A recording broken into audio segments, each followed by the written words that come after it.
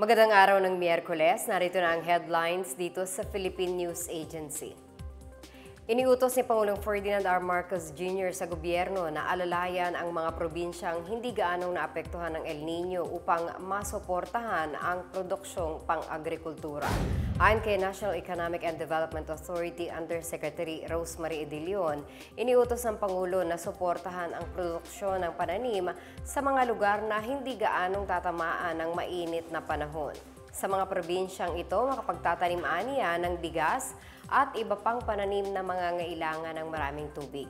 Ito rin ang mga lugar na aalalayan ng gobyerno para mapabuti ang produksyon ng pagkain.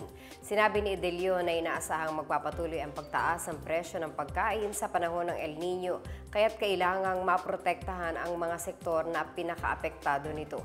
Tiniyak niyang maaabutan ng tulong ang mga pinakaapektado ng El Nino na hindi makapagpapatubo ng pananim, pati ang ibang lugar na hindi nangangailangan ng maraming tubig sa kanilang pananim. Nasa 1.27 trillion pesos pa o 24% mula sa kabuang 5.268 trillion pesos ng 2023 national budget ang hindi pa umano nagagastos ng gobyerno, ayon kay Senador Sonny Angara. Sa unang araw ng plenary debate para sa panukalang 2024 national budget, sinabi ni Angara na kabilang ang naturang halaga sa tinatawag na unobligated funds. Nasa 4.08 trillion pesos naman ang obligated funds o pondong nakalaan na sa mga gastusin. Mula dito, 76% ang nakahanda ng ipambayad habang 80% ang nai-withdraw na mula sa Bureau of Treasury. Iniulat naman na ilang ahensya ng gobyerno ang may underspending o maliit lamang na bahagi ng budget ang nagastos na nila. Ilan sa mga dahilan dito ay problema sa procurement at bidding, naantalang delivery at mga checking hindi pa nailalabas.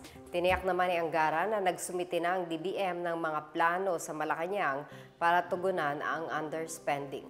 Umabot sa 5.768 trillion pesos ang inilaan para sa national budget ng Administrasyong Marcos sa susunod na taon. Nasa 2,600 miyembro ng Marine Corps ng Pilipinas at Estados Unidos ang dadalo sa Kamandag o Kaagapay ng mga Mandirigma ng Dagat exercise na gaganapin mula 9 hanggang 17 ng Nobyembre.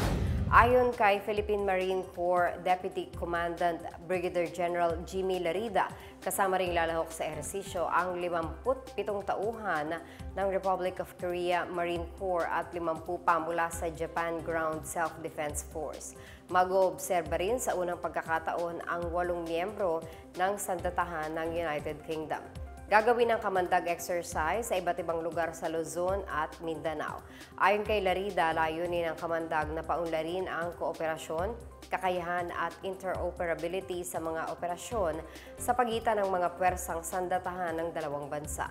Kabilang sa pagtutuunan ng pansin ang depensang pangdalampasigan, humanitarian assistance and disaster response at relief operations.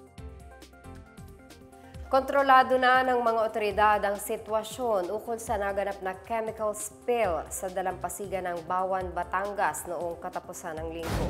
Ayon sa Office of Civil Defense, nakauwi na ang mga inilikas na residente at nagsagawa na ng containment at clean-up operations sa apektadong dalampasigan. Natunaw na rin ang kumalat na chemical. Sinabi ni OCD Administrator Undersecretary Ariel Nepomuceno na nasa 53 pamilya o mahigit 200 katao ang naapektuhan ng insidente. Nagpasalamat siya sa mga lokal na pamahalaan, Philippine Coast Guard at Department of Environment and Natural Resources sa kanilang tulong. Noong ika-4 ng Nobyembre, tumagas ang 2 drum ng substance solvent na napta mula sa isang tangke ng pasilidad na nag-iimbak ng chemical. Napilitang lumikas sa mga naapektuhang pamilya sa Barangay San Miguel sa Bawan. Namatay din ang mga isda sa dalampasigan. Binigyang diin din niya ang kahalagahan ng pagpapatupad ng mga kumpanya ng mga hakbang para mapigilan ang pagtagas ng mga ginagamit nilang chemical. At yan ang pinakabago at pinakamahalagang balita sa mga oras na ito hatid sa inyo ng PNA Headlines. Para sa iba pang mga balita at impormasyon, bisitahin ang aming webpage, pna.gov.ph o ang aming Facebook at text account na dating Twitter na Philippine News Agency. Mapapanood din ang PNA Headlines sa Facebook page ng Presidential Communications Office o PCO. 47 days na lamang at Pasko na. Ako po si Marita Muahe, itong PNA Headlines, naghahatid ng mga balitang nagbubuklod sa bagong Pilipinas.